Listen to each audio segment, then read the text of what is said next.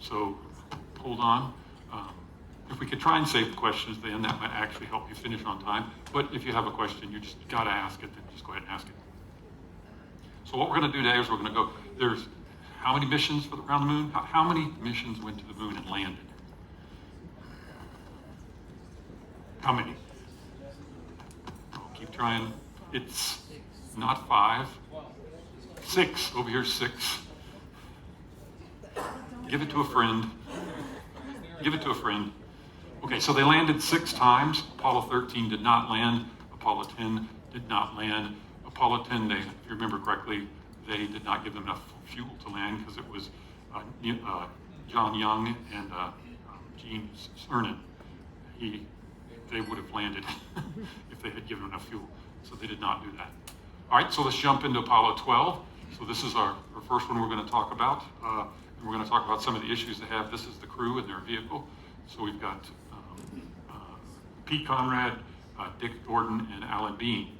I have a friend of mine who's talked to Alan Bean about this, and I talked to him just before I came on this trip. And their 2 vehicles are, their command module was Yankee Clipper, and their limb was Intrepid. So here's the crew bigger. And we're going to do a launch. This is animated, but I had to show it because they get hit by lightning. Just a spoiler alert. Ignition sequence start. 6, 5, 4, 3, 2, 1, 0. All engines running. Commit. Liftoff. We have liftoff. 11:22 a.m. Eastern Standard Time. Pete Conrad reports to your program is in.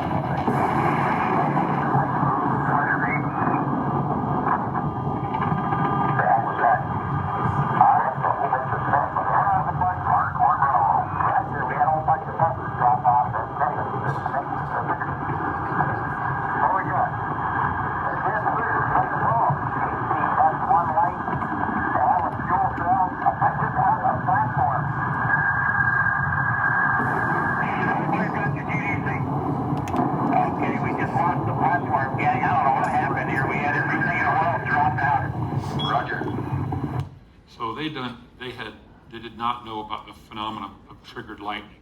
Their exhaust trail actually ionized and becomes a big lightning rod. We will not launch anymore with any clouds in the area, and we look at the electricity, the static electricity in the area. So when this happened, the lightning strike, it took out all of their data coming down to the ground. They're totally blind. Took out their power units, so they had no power. They started running off a really small battery that wasn't big enough. They lost any signals on board the crew. They were losing as well, and they lost one of their computers, and they were flying on the descent computer. So there was a really smart guy on the ground who had figured out what it was, and he broke protocol. The normal protocol is to go through the MCC in the fire room and talk to the crew. He did not do that. He went straight to the crew and said, go to an auxiliary system. They have a signal conditioner. And when they did, and 2 of the astronauts did not understand what he was talking about, got confused. One of them did, flipped the switch, and the data came right back up on the ground. So they knew that the vehicle was flying correctly, but it probably flew for maybe a second uncommanded, so didn't know where it was going until it got over to the backup computer. Fortunately, those things come up pretty quick in this era because the computers are so basic, but they're also very easy to bring back up. This vehicle, if not for the robustness of this vehicle, would have come all to pieces. I've seen 2 Deltas get hit by lightning during launch, and we've lost them both. So this was very, and they describe it later in some of the footage like, oh, that was a great sim. So very bad sim. So what happened was they waited till, once they got data back up, they waited till they staged the first stage, got rid of the first stage, and then they started trying to figure out what was going on. So this is the signal conditioner switch over there on the left. But they, from start to finish, they figured out the problem, got some of their APUs. The APU is a power generator. They take oxygen and hydrogen together and put it together, and they make electricity, and they get water out of that, and so they can drink the water. So they, in 2 minutes and 36 seconds, they went from being totally blind and to having everything back up online working. Getting back on the main computer, back the APUs back up, back off of that battery, and flying normal. And they basically, it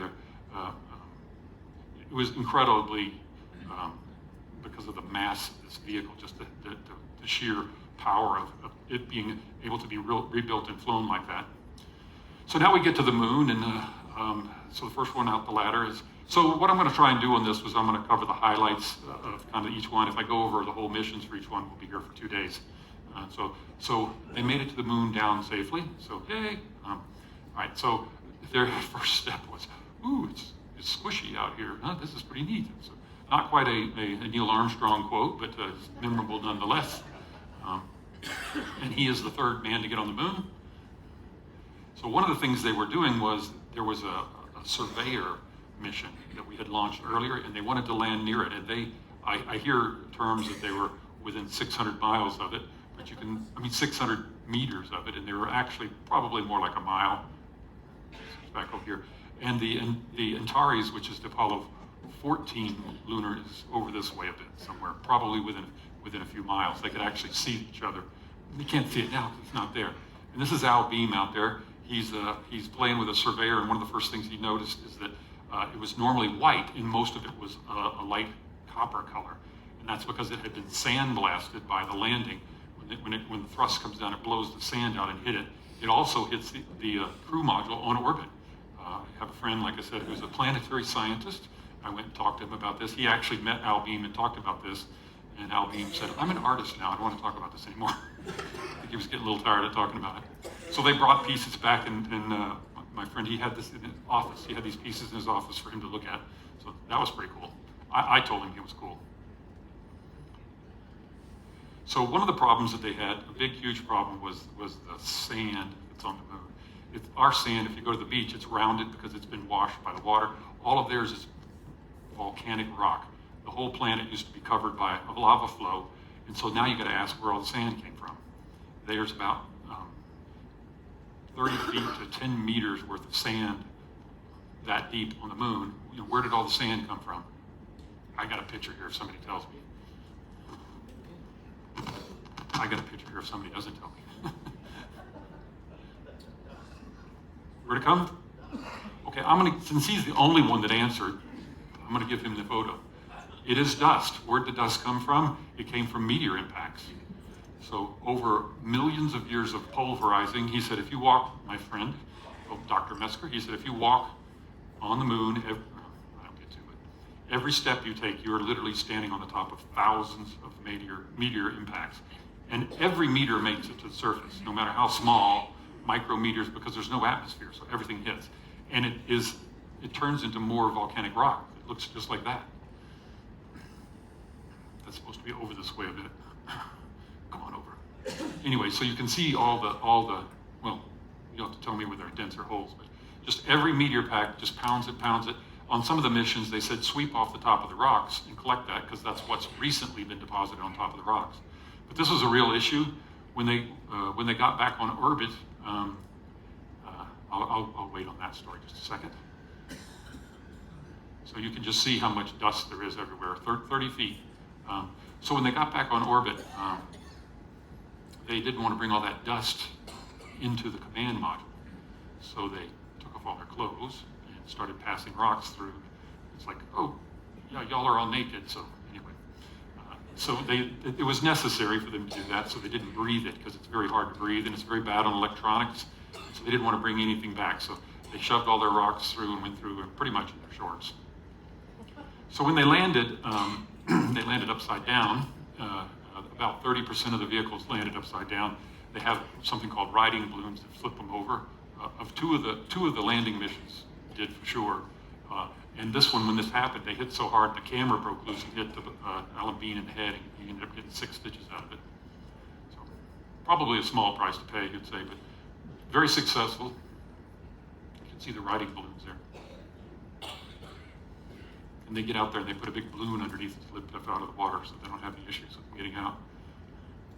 All right, so that's 12. I'm going to skip, well, we did 11. I'm going to skip 13 because they didn't land, and there's movies and stuff on that. You can go watch that.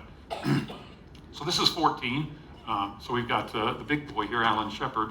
He's the first one to launch. Yo. One quick question. You said they passed rocks. Are these moon rocks or are these meteor rocks? Well, they're all meteor rocks. They're all the result of something hitting the moon and breaking up.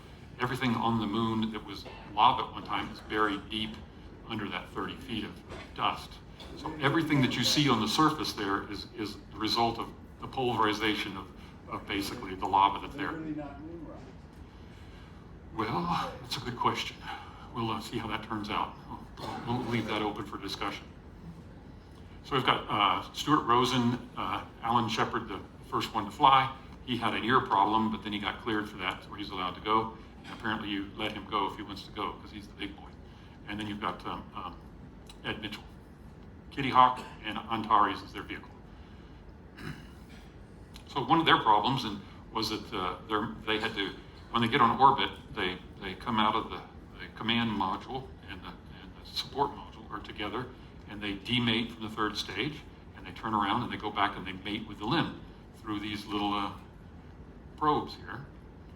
And so they stick that other, they tried 5 times to do that, and you can see from the front of this, there's a bunch of dents in it where they've banged up against it. This is not really very structural, it doesn't need to be, so they're bending up the spacecraft, they're using fuel, and if they didn't do this, they were done.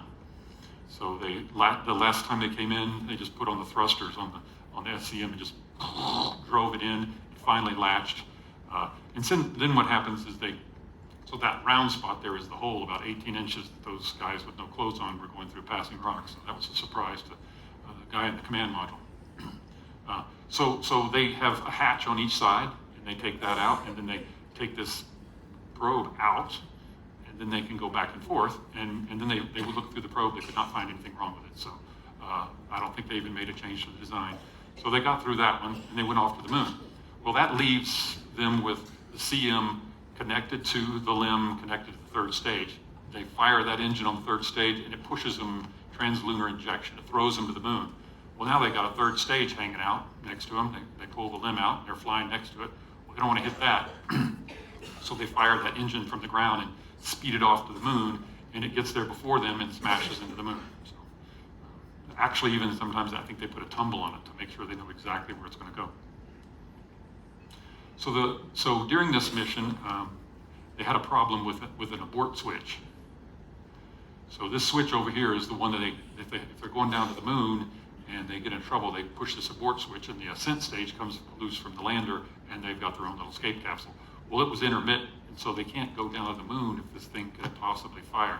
So some guy on the ground rewrote all the software real quick and got that figured out, and they were able to go to the ground. So on the way to the ground, they found out that they have 2 computers. They have a landing computer, radar, and then they have the CM, and they found out that they were not in agreement. And that was because this landing radar over here, this white thing, was not working. So they have to have it at 10,000 feet. They have to have both of them in agreement so they can land. Because one's actually telling them how far they're off the moon, and the other one is predicting how far they're off the moon.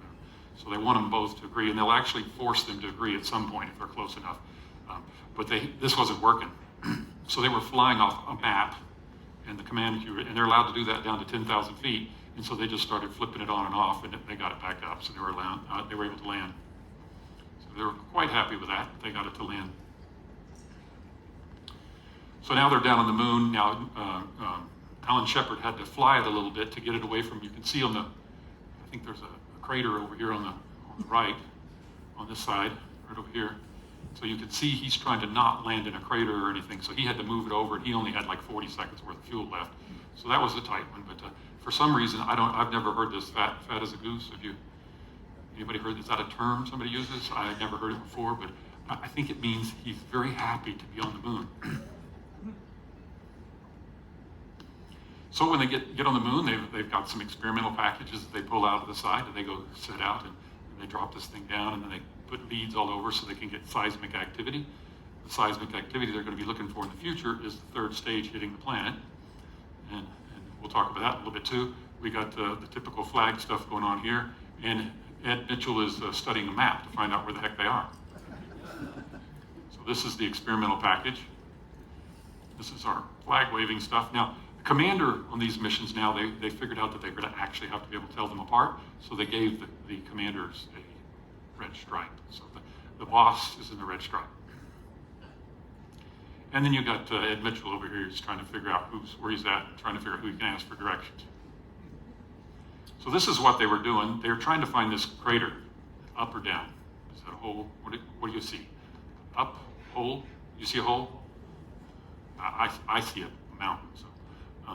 So this, they had to get there, and so they came up with a modular equipment transport, or a wheelbarrow, and they drove that around. They got to within 100 feet of this, and because it's a hole in the ground, at 100 feet away, they couldn't see it, because it's completely flat.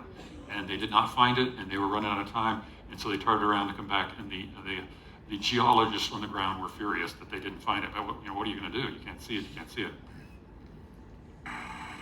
So now we're going to do some golf on the moon.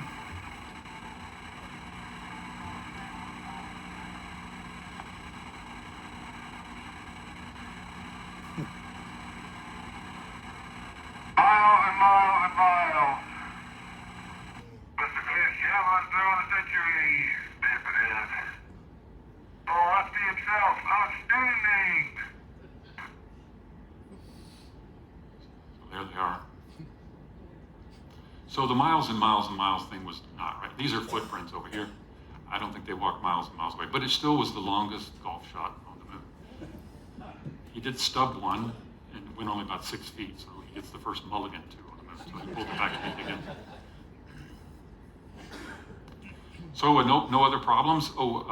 There's something called a science instrumentation bay on the outside, and they put other experiments in there. And Stewart Rosen, he brought some seeds, so he got with the Department of the Woods people. Who are the Woods people? Forestry Service, yes.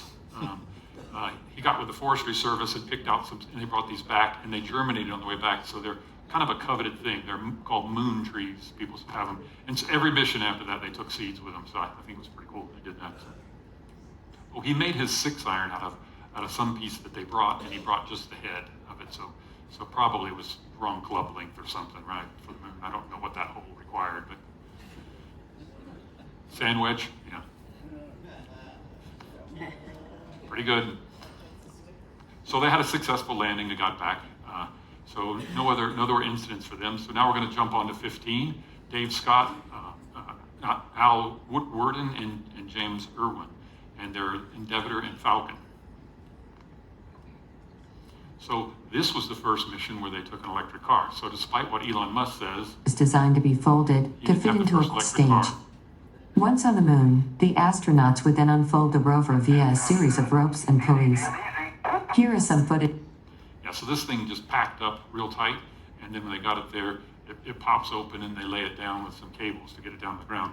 But it's all designed to come out. It's four-wheel steering, and on this one they first took it out, only 2 of the rear wheels moved. So they didn't have those for the first EVA. The second EVA, they started working. So yes, Elon Musk was not the first person to put a car in space, even though you may think that. This is Mount Hadley back here in the back. It's pretty tall. I think I've got information on it. But they spent about 18 hours on the moon and brought back about 170 pounds of rocks. So we're going to take one of these for a ride. If you look in the face here, that's James Irwin in the helmet. Fall over. I can get it now if you like. Yeah, get it. Rover, this is Houston. SK-293. Here on TV. The largest crater, which was Arrowhead, renamed Arrowhead, really runs east-west, which we mentioned before, rather than north-south. So this camera right here is actually controlled by the people in Houston, so they can pan and steer it around. Everything's gray, so not really a lot of references for where you're at, so you can always follow your tracks to get back, but that means you got to go back the same way you came. So this is the whole bailiwick. There's Mount Hadley in the back there, about two and a half miles high. You've got the rover, the vehicle, and they did something kind of interesting on this one that they didn't plan on, and this is why people are steering around on the moon so they don't land in certain spots. They kind of, is this 15? Am I on 15? I'm on 15. Somebody gets credit for that. So they did a gravity experiment, so we'll do that first. Well, in my left hand I have a feather. In my right hand a hammer. And so we thought we'd try it here for you. The feather happens to be appropriately a falcon feather for our falcon. And I'll drop the two of them here, and hopefully they'll hit the ground at the same time. How about that? So this was predicted by Galileo. We had to go to the moon to prove it instead of just finding somebody on Earth. So one of the problems they had was when they landed, actually one of the 4 landing legs landed in a crater. And from talking with my friend, he said that it was literally, you could teeter-totter it. So I think they were looking for a jack in there someplace, but you'll have to fact check me on that. But at 11 degrees, they were thinking more than 11 degrees, they would have a problem because it was going to launch off at an angle, and that could be a problem. So when my friend, the doctor, went trying to figure out where the 11 degrees from, nobody had an answer for where the 11 degrees came from. So they were probably okay. And you can go to Ohio if you'd like to see the command module. So now we're back in there, and they're going to go. This is the sim module outside where the experiments are. So while he's on orbit, they run experiments, but all the data's back in the support module. So they have to do a spacewalk to go back out there and get them and bring them back in. So that's what he's doing right now. And when they came in, they lost one of the 3 parachutes. So they had a hard landing, but it's designed to be able to land with 2 parachutes. But probably not a fun thing to do. And for some reason, one of the local car dealerships decided that it would be fun for him to loan out some of the Corvettes to the crew as kind of preparation for going on the moon. I don't think there's many Corvettes on the moon to drive around there, but that was the justification for it. There was a lot of scuttlebutt about getting a lot of tickets driving around in Corvettes and getting out of a lot of tickets, because I don't think anyone would actually write them a ticket. There's a 3rd one up here for the other crew. All right, we're going to go on to 16. So this one's a lot of data, so it's a little different than the other ones, but I was trying to chunk through this and give you the best of what I could. So Tom Mattingly was going to fly on Apollo 13, but he had a cold and he couldn't go. So now he's actually getting to fly. We got John Young, we've talked about, he's already flown one. He flew on Apollo 10, and he's going to be the first commander of the space shuttle. And then we got Charlie Duke. He's going. So these 2 are going down to the ground. Tom Mattingly gets to stay up in the air, and Casper and Orion are their vehicles. So they had some issues too when they got to the moon. The way this one worked is you've got both. You separate, and you've got the limb that's going to land on the moon, and you've got the command module, and they have to be able to hook back up. Well, this one, because of where they were landing, they actually had to do a dual rendezvous. So the command module, after they separated, had to be able to join up, fly to another orbit and separate up, and then the lunar module ascent stage would meet up with them, but the command module would not, the engine would not gimbal. And so again, they got that smart guy on the ground, spooky smart guy, and he started playing with the software, and he got a workaround where they could do that, but it pushed them 6 hours, which meant it was very hard for them to hit the same landing spot, so that made it very difficult, but they did pull it off. When they, I'll show you this one here. When they start to land and they're going to touch down, these probes, there's these 3 probes, or 4, I thought there was only 3, oh well, must have grew another one. So there's these probes, when they touch the ground, they get a light inside that they touch the ground, and they shut the main engine off, and they fall the last 3 or 4 feet. The reason is that they don't want any of that, the dust from the engine coming back up and hitting the vehicle, which is basically made out of something along the lines of a tin can aluminum. So you can easily poke a hole in it, so they want to shut it off, so they just drop, and the legs are designed to crunch and take in that sport. This is also why I believe that when Neil Armstrong was landing, he was landed. So if he had to fall the last 60 feet, he was going to fall the last 60. That's all my speculation, though. Let's see here, skip over something. They were just really happy to be on the moon. I think Charlie Duke just ran around the whole time saying, "I'm on the moon, I'm on the moon." I probably would do that too. This is, there was an attempt, this one was during the Olympics, and there was an attempt to have some Olympic events on the moon. And the first one, Charlie Duke, was a high jump, and he miscalculated that his CG was way back, and he fell over, and he was going to land on his backpack, which could have been really bad. He just turned at the last minute and hit his shoulder in the ground. So that was kind of the end of the Olympics there. They didn't want to do that anymore, even though John Young decided to do it himself. But apparently, since he was the only competitor, he did get the gold medal. So when they had finished all their work, they decided, hey, let's put this dune buggy here we've got on the planet in for a ride. We're going to ignore, if I was wanting to prove that we were on the moon or something, we would use a lot of physics right here to look at the dust and figure out what the angle of all that is and figure it out. And we might learn a few things about the 4 moon. minutes for it, John. Plus a minute and 5. If you can do it twice more. Surely. Okay, good. Okay, when he hits the crater, if it starts bouncing, it's when he gets his roof to tail. He makes sharp turns. Hey, that was a good stop. Those wheels just locked. Mark off. So there's lots of pictures of him doing donuts on the moon. So I think I've got a picture of Landsat later that maybe have those circles where he's driving around. Yeah, probably. He probably did get the speed record since he was the only one driving the moon. There's 3 that drove on the moon. So they were allowed to take keepsakes. So they were allowed a couple's birth thing, and Charlie Duke took a picture of his family. And it's kind of key to this because if you look at it close, you can see it's already kind of distorting.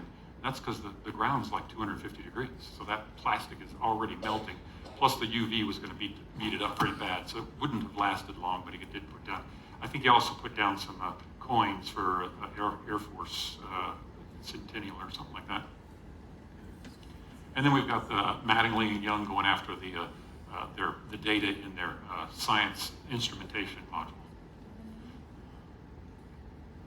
And we're going to go ahead and show this one landing, because we got a good shot of it. So We see the main chute being deployed now.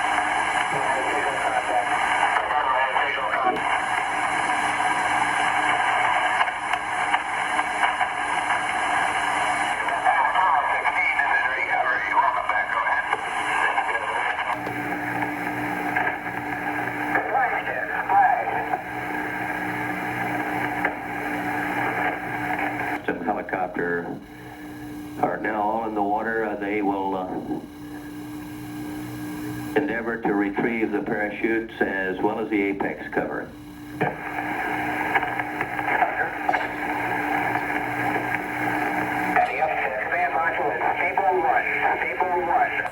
We are, as of now, 1 minute ahead of our post-logistics schedule. Roger that, recovered.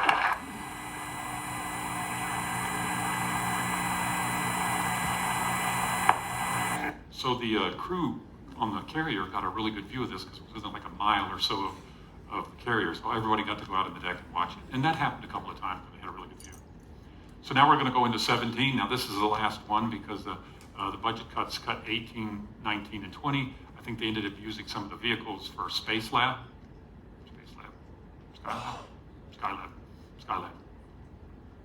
So we've got Gene Cernan. He flew on the Apollo 10.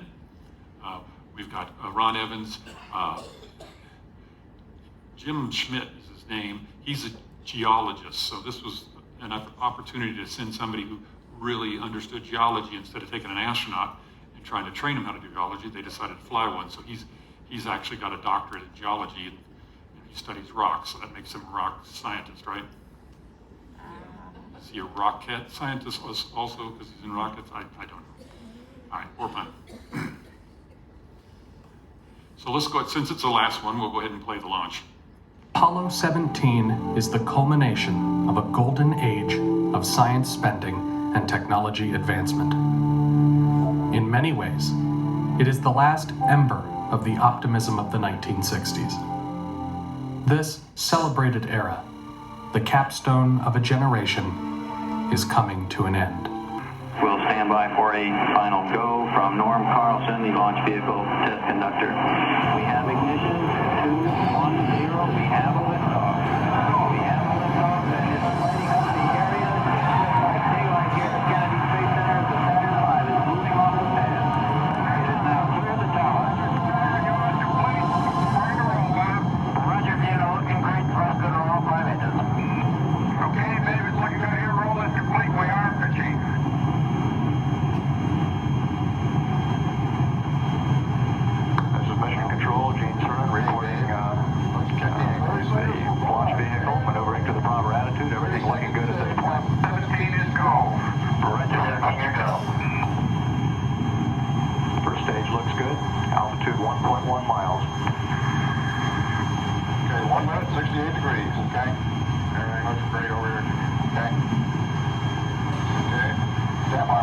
Okay, here's 20, where's the sleep? Okay, it's 19. Now, 41 seconds. So I thought I was going to actually show they have a escape capsule. On top of the capsule, they have a rocket. So if they get in trouble, they fire that, it pulls the capsule away. I thought I was going to get to see that, but that was why I was holding on there. But I think it's just after this. So a couple of things that happened during that countdown. They had a ground system problem. It delayed them for like 2 hours. And I think the president was there, so everybody was getting a little anxious after sitting there. And it was in the middle of the night. They had like some 700,000 people that were lined up along the shore watching this, because night launch of the Saturn V, that's what you want to see if you have the opportunity. This is them on orbit. This is the third stage, so I'll back that up. So the third stage was covered with a lot of ice. So when they fired the pyros to eject, all that ice floated away. So they had their first ice storm that they noticed in orbit. And so no problems getting down to the moon. Everything's going great. This is Cernan. Oh my golly! Unbelievable! Unbelievable, but is it bright in the sun? So they were having a good time on the moon. They kind of have to learn how to walk too, because it's more like skipping and hopping than walking, because you're 1/6 your weight. And we got Dr. Schmidt here, the rock scientist. He's putting up the flag. And for some reason, they were quite happy to be on the moon. I was strolling on the moon one day in a merry month of December. Now, May, when much to my surprise, a pair of early eyes. Oh, is this a neat way to travel? Isn't it great? Yeah, I think we're going to have to give them some karaoke words here from the bar. So Cernan also gets the award for getting into the first car wreck on the moon, because he ripped off the fender. And apparently that was really bad, because they start throwing up all kinds of dust on top of him, which again, I mentioned the dust was bad. So they had to do a fender repair here. So they took some procedures, and I'm not sure what that procedure is, but they made a fender out of it. And the American Auto Body Association gave them an honorary membership for fixing something on the moon. So this is the kind of the path they went. This is their second EVA. So these EVAs were on the order of hours, as opposed to like Neil Armstrong. They were only out for an hour and a half. There's like 7 to 8 hours, and they were doing 2 and 3, and they were running all over the place. And this is the last time. So they're trying to go grab everything they can, and they're driving all over the place. So these are quite long trips. Icy bumps. I'm sorry. So they came. So he was dragging his foot, and he noticed this orange stuff. So I made a phone call and said, "What's the orange stuff on the moon?" Because I'm thinking, what do y'all think it is? Okay, that's what I think it is too. I'm going to give you points for guessing the same thing I did and being as smart as me. Who said that? It's so when a meteor hits, it emulsifies the ground, some of it, and if there's iron in there or something, it'll either turn it red or green depending on what it is. And that it didn't come from, because I thought, hey, it's a meteor that hit, but it's really just breaking up the ground, and it all flows together, and they get this out of it. But they were extremely happy to get this, so that was one of the big highlights of their mission. I never have seen anything green on the moon, and if you've seen every other picture, they're all gray. So I've looked at 1,000 photographs of gray rock, gray, because they have it all online. And apparently they were still learning to walk. Remind me to dust my camera too, will you? So his camera's on his chest, and he just stuck the lens down in the ground. That's not cool. So anyway, they had a little bit of trouble walking. And Schmidt found this big rock. Now the significance of this is a couple things. He wasn't allowed to take it home. He wanted to take it back with him. It was a little big. He said he would carry it on his lap as a carry-on. But they wanted to find out what's under it. So the rock hasn't been there as long as the 30 foot of regolith, which is what it's called. So they want to dig under it a little bit and find out what was there. It's been hidden by this rock for 1,000, 100,000 years or something. Plus they also want to get stuff off the top. And you can see how big it is from the rover over there. But unfortunately, he was not allowed to bring it back. I probably broke some pieces off of it and brought it back. So remember I was talking about the camera on the vehicle? The guy on the ground had tried twice before to to film the liftoff, but it's a 1.5 second delay, and it's not automated. So he's literally got to, I think it's going to be there, I think it's going to be there, I think it's going to be there. And this is the one time we got it right. One, ignition. Burn away, Houston. Vector good. X-Thought. Pitch over. Now here you have good thrust. So it doesn't need to be aerodynamic like you would think most things are, because there's no atmosphere. So they basically just patched it together to make it exactly what they needed. And they actually, when they were doing the limb, because it was a late delivery, later than anything else, they just told the guys, quit working on it, make this one work. And that was the only way they got the limb on time. Because they got an engine, I don't know, have you ever met any engineers? They will just keep fiddling with things and fiddling with them. My wife says, leave the pitch alone, it's fine. I leave in all the misspelled words. So this is it back on orbit. This is what's left. And you can see here in the window, you can see Gene Cernan right there. And then you can see all the dents where the force of it just launching has just kind of crinkled it up. As long as there's no holes in the side, they're good. And they've got to go back outside and retrieve their experimental data. And in this case, I was talking about earlier, there were some mice back there that got a free ride into space. I don't know if they gave them astronaut wings or not, but somehow I don't think they fared very well when they got back. That was beautiful. We had a beautiful television show, really beautiful. Houston, here's the crew of Apollo 17. So you can tell from the look of their suits that they're not the ones they wore on the planet, because they're not dirty. I mean, the ones that are down there, they've been driving around for 3 days, and they literally couldn't get their zippers and stuff to work because of all the dirt in them. They had to clean them out. But these are, they had a whole other set in the vehicle that they used. All right, so they had a clean landing, so we'll watch this up, kind of wrap up. We'll start in a second.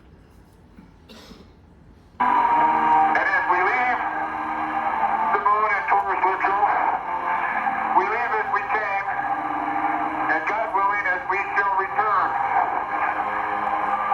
with peace and hope for all mankind. So this was, no one has been back since, so Gene Cernan was the last one to walk on the moon. So I did wear my Apollo clothes, but I wanted to let you know that I did get a promotion to long sleeve person, so I feel better about that. All right, so I'm going to have some time for a question, but since I'm doing great on time, I'm going to jump ahead one slide. This is a Landsat observer, and you can see all 6 sites. You can actually even see the landing limb stage at each one. You can here's 16 and 17. You can see all the tracks from all the driving around they did. So, and this over here represents all the different places that people have landed. Now, America's up there twice because we did a lot of unmanned ones and we did a lot of manned ones, so they're up here twice. And then Russia and China have also landed up there. I think I remember telling you on Apollo 11 they landed like 2 days after us, within about 600 kilometers or something like that. So they were trying. There were a lot of people trying to get up there. We just landed something called the Blue Ghost the other day. And it's got a little rover, so it's going to go down. I think there were 2 payloads that SpaceX sent up, and I think they both landed by now. But the Blue Ghost is only going to last for a few weeks because there's 2 weeks of daylight and then there's 2 weeks of dark. So during that 2 weeks of dark, it's not going to have enough battery power to keep going. So that's what I've got. So we'll take some questions. I am going to, weather permitting, I am going to try and do another satellite night when we go up and look for things. We found over almost 70 satellites so far. So. Just before you started, you talked about having to send up a spacecraft to go around to check an orbit sequence or whatever. We wouldn't have to do that anymore, would we? We could simulate. So they didn't really know how to do this. So let me just jump back to what happened. So like I said, Apollo 1 didn't really fly. I mean, because it had problems. And 2, 3, and 4 were used to prove things. Apollo 6 was used to throw something around the moon so they could do reentry. 7, they didn't have a crew module, so they just went up and orbited the Earth without the limb. The guys on that mission got very sick and basically threw a rebellion. And the rebellion was that they didn't want to be on television when they were basically having a really hard time.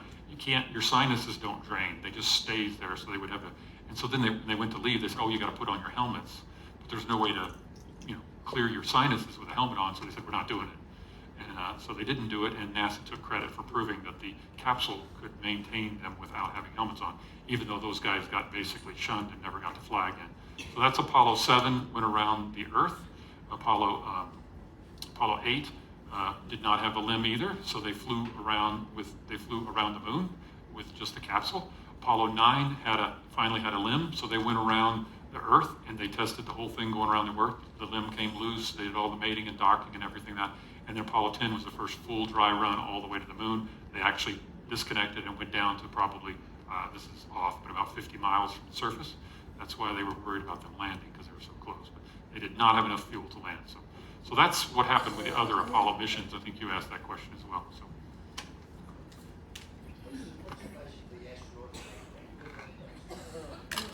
Well, I think that's kind of interesting because what happened through this program, if you look at who flew, the astronauts were like these really super smart, Buzz Aldrin, his doctoral was on docking two vehicles in space. So who's the smartest guy on that? And so what happened was the astronauts eventually ended up basically gaining control of everything that was going on for the pilots. They decided who was going to land. Gene Cernan was a big effort for him to, whether he was going to actually land or not, be the first one to land.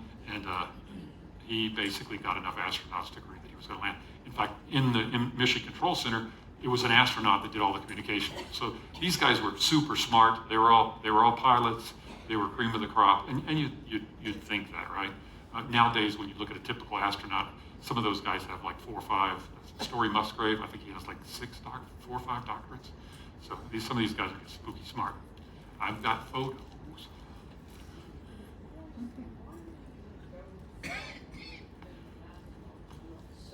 So why were they using gold foil? Well, silver tarnishes. I mean, it does. And probably much more expensive can we do this? The gold can also be so thin you can almost see through it.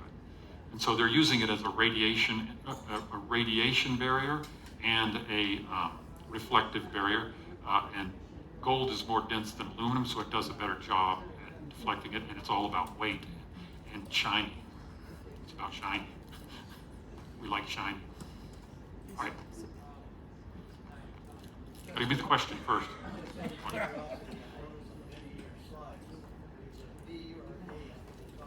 Oh, this guy here. Okay, you get to pick. Has anybody noticed the red letters on the slides? And nobody's asked me. I made up the question. Those are to tell me whether there's animation in that video and whether if I just press it one, if I'm going to jump to the next slide. That's telling me what's going to happen when I press that clicker, even though I'm not actually watching anything because I've done it so many times I pretty much know what's going to happen. So thank you for asking that question. It wasn't very long. They quickly realized that there's no bacteria or anything. They had no trace of anything like that after the first launch. So the question was, when did they stop quarantine everybody? For 21 days afterwards. The first mission, they were kind of nervous because they didn't know what they were going to run into. Remember, they were still debating on whether the moon was made out of cheese, I think, when he got out. So thank you for the question.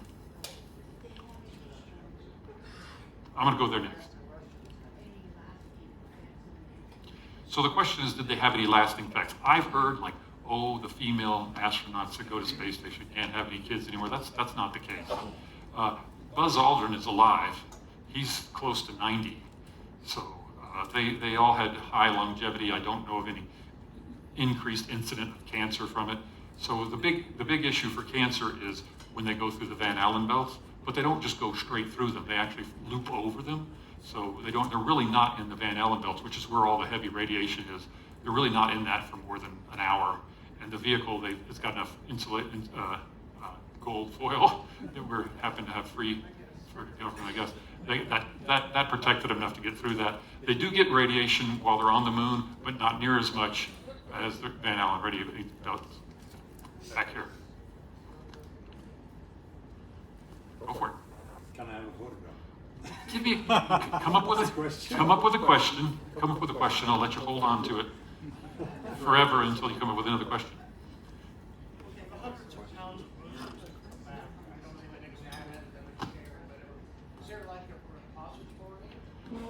Well, like I said, my friend Dr. Phil Metzger, he's now at the University of Central Florida, he worked with moon dirt. That's what he did. So he got to look through it.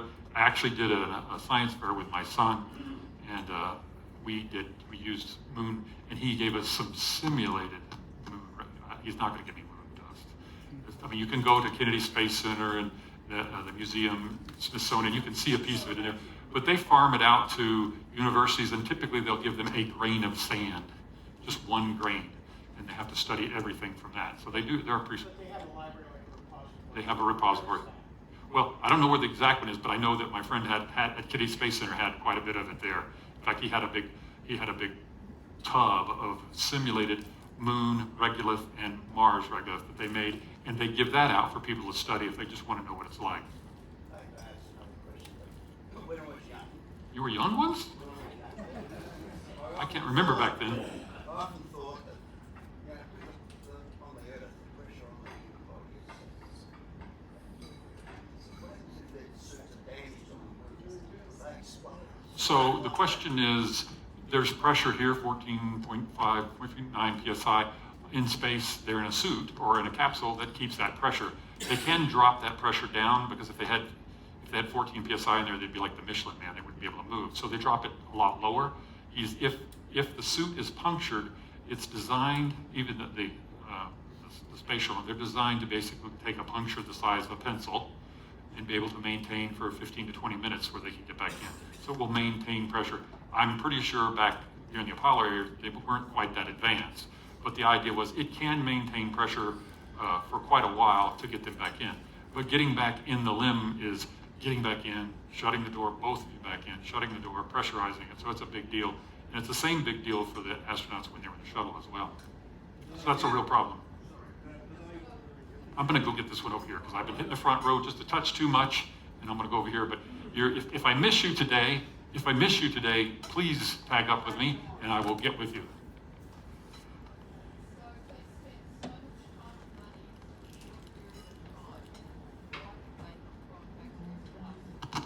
It's expensive. And so let's go back to my Apollo. The question is, they spent so much time and money to do this, why haven't they gone back? I have a bunch of slides on that, and it's a hugely political thing. And in fact, that's why we went to the moon. We went to the moon mainly to show that capitalism was better than communism. We wanted to beat the Russians. We want to get ahead of them. And Kennedy, as I said at the time, was trying to prove a point that he was going to try and do something right instead of everything wrong that he had done up to that point. Why haven't they gone back? It is incredibly expensive. These launches in a day were $1 billion apiece. And that's just the launch. Now you've got a mission, they're like $3 billion apiece. So, I mean, I'm sure there's a dollar conversion problem in there, but the idea was, I'm going to jump right over here because this gentleman asked me a couple times. That was your question? Okay. If I miss you, come find me. I don't know if you know this, but I'm on this ship too, so.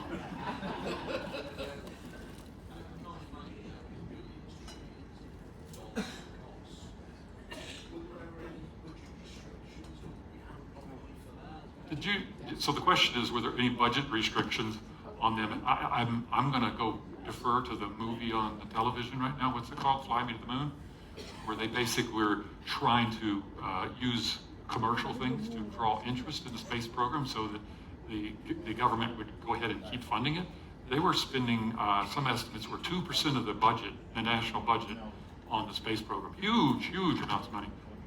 I personally know that I accessed monitors that were bought back in the day of Apollo, and a little simple 12-inch TV, we paid $2,000 for it back then, and it's like just a black and white boat anchor now. So we were accessing stuff that was that old. We were still using it for a while, but it was incredibly expensive, and not really much way to get around it if you want to do it. So, and once they got committed, and that's why they started cutting 18, 19, 20. They just started cutting. So we can't do that. Time. One back here in the back. Steve, time. Okay, so I'm right at 50 minutes, so this will have to be the last question. So prolonged stays in space, what does it do to the bones? So the question is, being prolonged in space, what does it do to your body? It's pretty hard on your body. The astronauts, when they're on the space station, try to exercise like a couple of hours every day. It's the impact of your bones that help them grow. So they all have bone loss. If you've ever seen anyone come back on Dragon or even a Russian crew or our crew, they take them out very gingerly, you know, like Sonny and Butch that have been up there about 8-9 months, the ones that are stranded up there. They're going to come back and they're going to have some issues to rebuild back their muscle mass. They lose muscle mass and they gain height because their spine kind of separates so they get taller. But it is hard on them, and that's going to be a huge problem when we go to try and go to Mars. I'm going to wrap it up there because I'm right at my time, and we got another group coming in here. I think they're doing what's next? Liars Club. So that's a plug for that. So anyway, I'll try not to lie to you too much. Now, if I missed something, if I missed a question, just come get me, or if you didn't get the picture you want, I'll try and do some magic or something and turn it back around. Please come and talk to me. So thank you.